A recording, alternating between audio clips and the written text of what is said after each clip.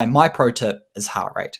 Utilizing heart rate for aerobic work is perfect. It sits well within the spectrum of accuracy of heart rate, as we'll get into later, but it also means that you're not concentrating on some kind of output, power, pace, especially for runners. Everyone wants a nice Strava upload, but that's why I recommend having heart rate as your main data screen on your watch, just looking at that, not worrying about pace or power or any kind of output, just looking at the input of intensity, which is heart rate.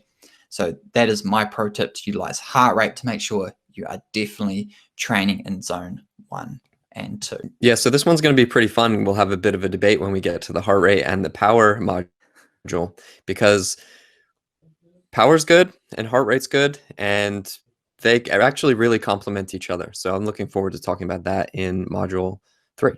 Okay, then one of the questions we get a lot around aerobic development is, what about high intensity interval training, HIIT? The studies are out there, improve VO2 max, improve time to exhaustion. That's what these studies are representing, but that's often short term. Yeah, that's right. How many VO2 max tests do you think we've done over the years in the lab? I was thinking about this the other day. Definitely 100, definitely at least 100. Yeah. We've done a lot of them. And over time, we've kind of started to understand the importance of the VO2 max measurement itself. And while definitely it's important to have a high VO2 max, the most important thing is getting that threshold up and that aerobic development up as close to VO2 max as possible, so you have a really high output. So the high intensity interval training is super important.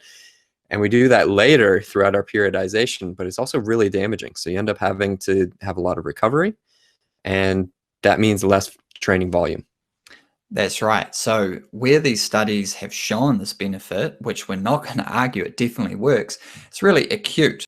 So if you try to incorporate high intensity intervals all the time throughout a whole year, you're going to really impact that mitochondrial development. And that's where in module 5, we'll discuss periodization and why it is important to include interval training, but there's specific times and reasons to do so.